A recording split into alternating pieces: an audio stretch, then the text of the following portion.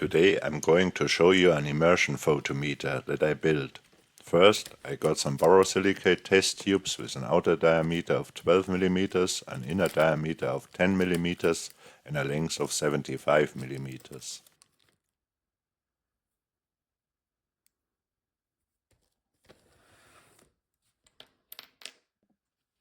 Then I designed two PCBs and had them manufactured.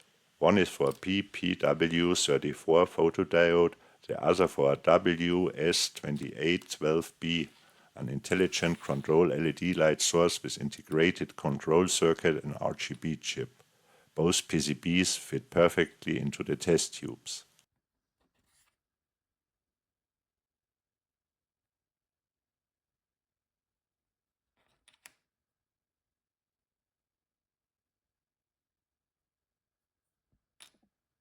I used a 5-wire shielded cable to connect the two PCBs. The shielding is necessary because we are working with high amplification and a cable length of about 80 centimeters. The PCBs were then inserted into the two test tubes and sealed with epoxy resin. First a layer of clear resin, then black colored resin. This ensures a secure fit and prevents the formation of water condensation. Since I wanted the probe to be completely waterproof so that I could also measure the water quality of lakes and creeks, I printed the probe housing with my resin 3D printer. The openings for the test tubes are square, so that they are easier to glue in place. However, I overlooked the fact that the bridge between the two openings needs to have a slot to insert the cable, so I reworked it with my Dremel.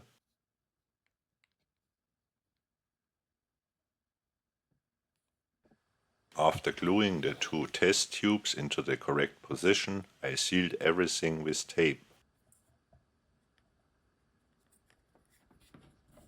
In the next step, the probe housing was completely filled with epoxy resin.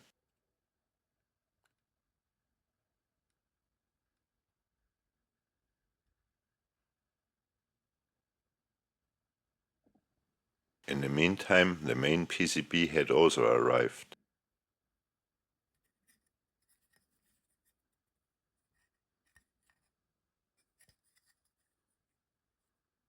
Since I had ordered all the components in advance, the PCB was quickly populated.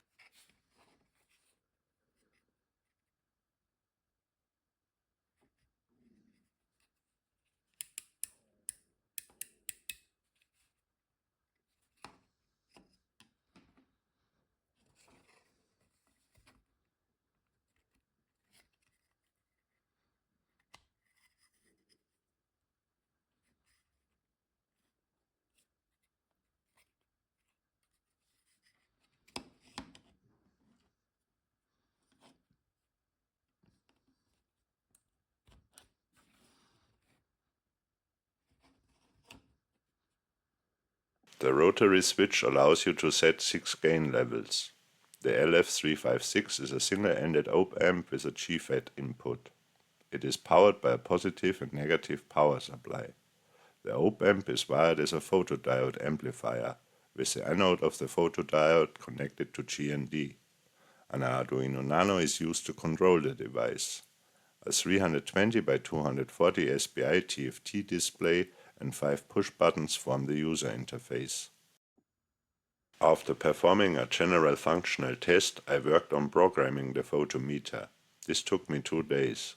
The code has not yet been cleaned up, but it works.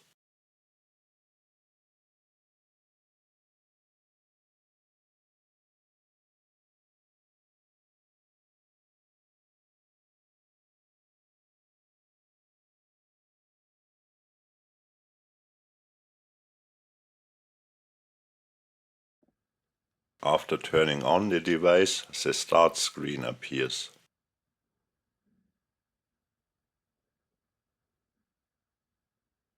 You can then set the wavelength and sampling rate in the main menu.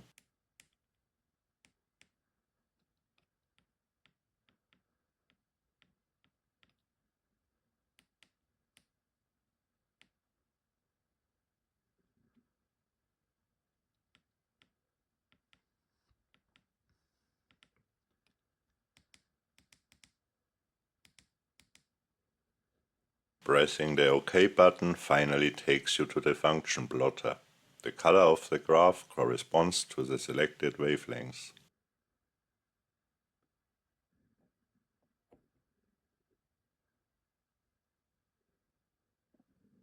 Since I'm very interested in chemical oscillating reactions and consider them to be the key to the origin of life, I decided to investigate the Briggs-Rauscher reaction using my immersion photometer.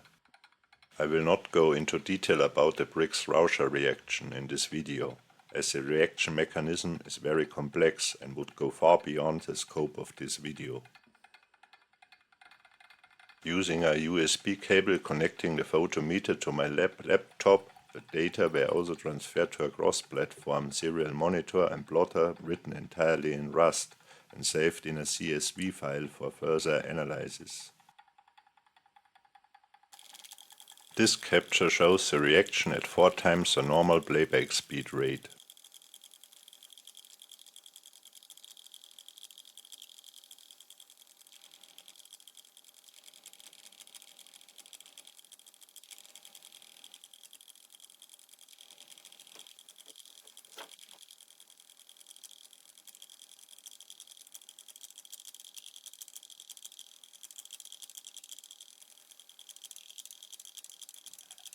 Here you can see the corresponding plot on the TFT display.